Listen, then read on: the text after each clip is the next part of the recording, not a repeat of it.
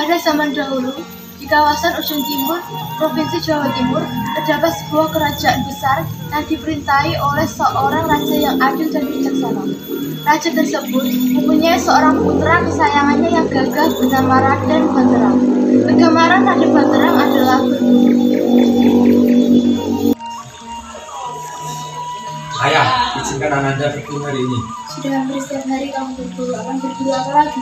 Tapi Ananda sangat suka berburu, Ayah. Ya sudah, ayah izinkan kamu berburu. Terima kasih, Ayah. Ya anakku, hati-hati, ayah mau berkeliling dulu.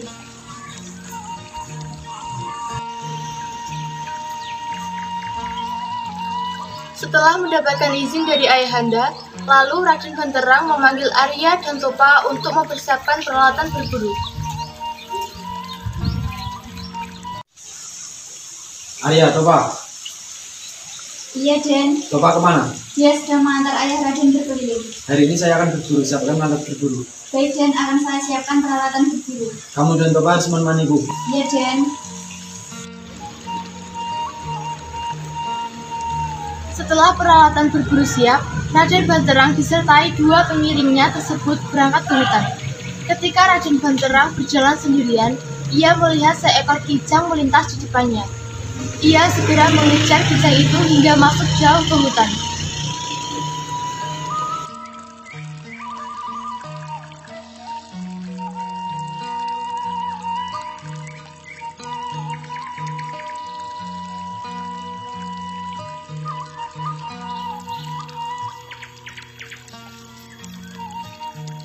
Di mana Raden Banterang? Bukannya tadi Raden ada di depan kita? Tidak ada. Aduh, bagaimana ini? Ayo kita cari. Keselamatan Raden sangat terancam jika berada di hutan seperti ini sendirian.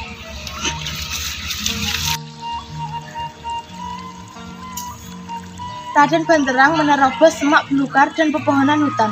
Namun, binatang buruan itu tidak ditemukan. Akhirnya, ia terpisah dengan para pengiringnya. Lalu, ia tiba di sebuah sungai yang sangat bening airnya.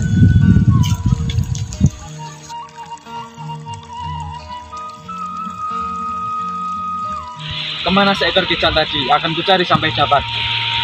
Kebetulan saya sangat lelah. Wah, kebetulan di depan ada sungai yang airnya jernih.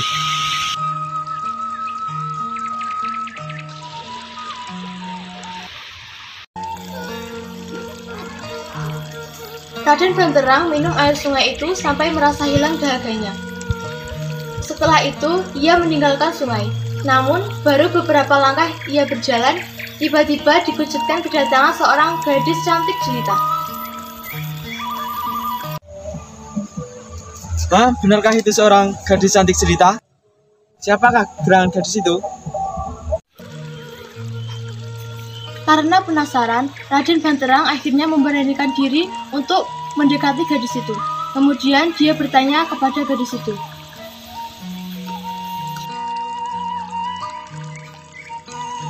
Kamu manusia apa penghuni hutan? Saya manusia.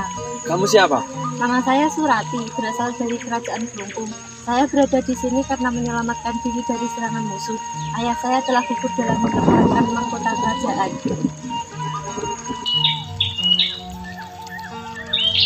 Mendengar ucapan gadis itu, Raden Banterang terkejut bukan kepalang melihat penderitaan seorang putri Raja Gelung itu.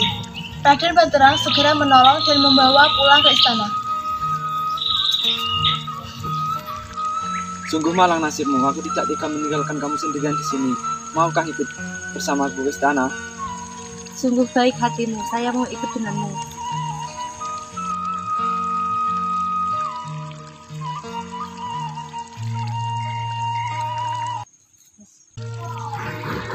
Akhirnya Raden Banterang membawa Surati pulang ke istana. Sebelum sampai ke istana, Raden Banterang bertemu dengan Arya dan Topa.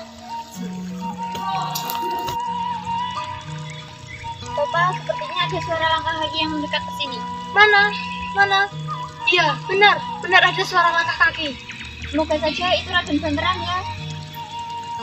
Arya, Topa. Benar itu Raden Banterang, tapi dia dengan siapa, Pak? Sepertinya dengan seorang gadis. Siapa ya? Tanya-tanya siapa gadis yang bawa ini. Iya, Den. Nanti aku ceritakan di rumah. Baiklah, dan sekarang mari kita pulang. Hari pun sudah mulai gelap, pasti ayahanda Raden sangat mengkhawatirkan Raden. Baiklah, mari kita semua pulang.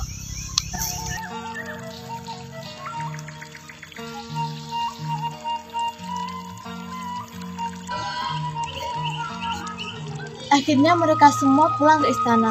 Sesampainya di sana, Raden Banterang memperkenalkan Surati kepada ayahandanya, dan Raden Banterang juga menceritakan pertemuannya dengan Surati.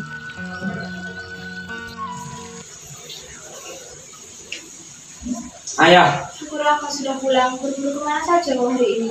ya maaf ayah, tadi Ananda mengejar seekor kijang hingga masuk ke hutan. Ya sudah, tidak apa-apa, yang penting kau pulang dengan selamat. Siapa gadis yang membawa itu? Namanya Surati ayah, tadi kami bertemu di hutan. Ananda merasa kasihan dan tidak tega harus meninggalkan dia sendirian di hutan. Jadi Ananda ajak ke sini. Bolehkah dia tinggal sini ayah? Ya sudah, dia boleh tinggal di sini. Akhirnya ayahandanya mengizinkan Surati tinggal di istana. Setelah beberapa lama tinggal di istana, Raden Banterang semakin dekat dengan Surati. Raden Banterang dan Surati akhirnya menikah dan membangun keluarga yang bahagia. Pada suatu hari, Surati berjalan-jalan sendirian keluar istana. Lalu ia dipanggil oleh seorang laki-laki. Setelah mengamati wajah lelaki itu, ia baru sadar bahwa yang ada di depan matanya adalah kakak kandungnya, Rupaksa. Surati. Kakak, Surati. Kakak datang kemari untuk mengajakmu membalas dendam. Karena Raden Banteranglah yang telah membunuh ayahanda kita. Tidak, Kak. Tidak mungkin aku membantumu. Aku sudah menikah dengan Raden Banterang. Aku telah berhutang budi padanya. Apa? Kau sudah menikah dengannya? Dan kau tidak mau membantuku? Iya, Kak. Maafkan aku. Mendengar jawaban adiknya yang seperti itu, namun dengan pikiran liciknya, ia sempat memberikan sebuah ikat kepala kepada Surati. Baiklah, jika kau terus saja tidak mau membantuku, ini, kuberi ikat kepala ini padamu. Ikat kepala ini harus kau simpan di bawah tempat tidurmu. Baiklah.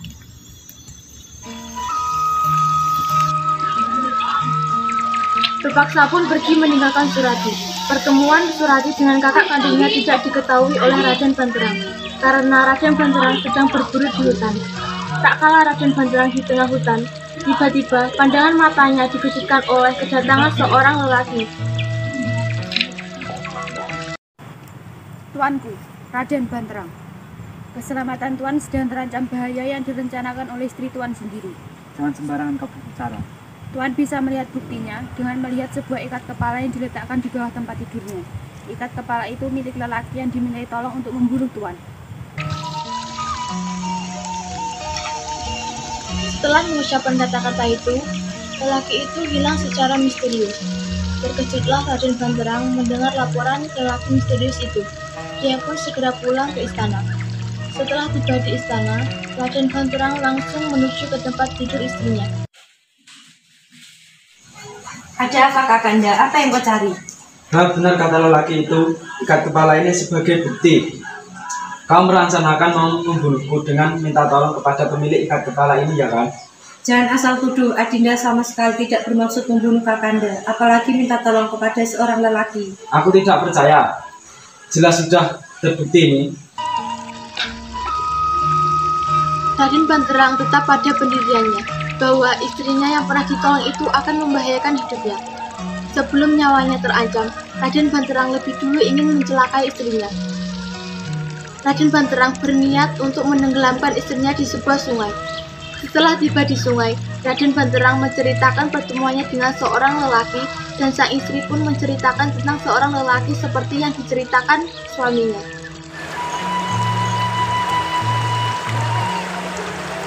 Lelaki itu adalah kakak kandung Adinda.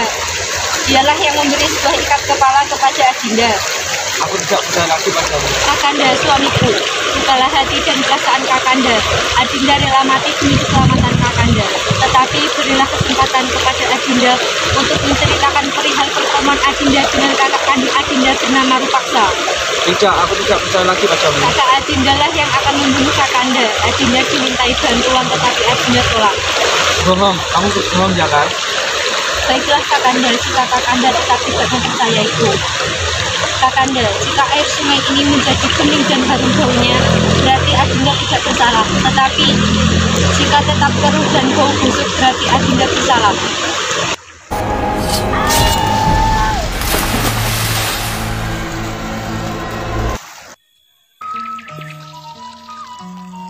Raden Banterang menganggap ucapan istrinya itu mengada-ngada. Maka Raden Banterang segera menghunus keris yang terselip di pinangnya. Bersamaan dengan itu, Surati melompat ke tengah sungai lalu menghilang. Tidak beberapa lama, terjadi sebuah keajaiban. Bau nan harum merebak di sekitar sungai. Melihat kejadian itu, Raden Banterang berseru dengan suara bergemetar.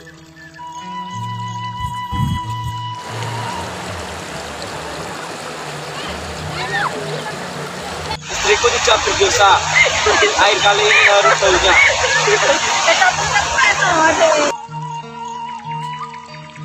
Betapa menyesal Raden Banterang.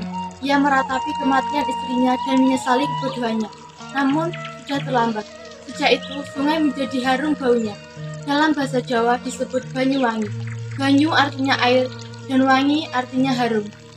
Nama Banyuwangi kemudian menjadi nama kota Banyuwangi.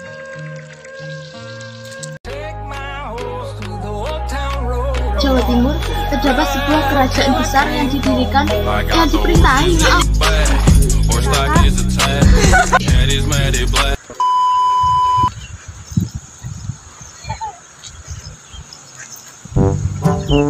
keajaiban baunan harum merebak di sekitar sungai. Yani Baunan harum merebak di sekitar sungai.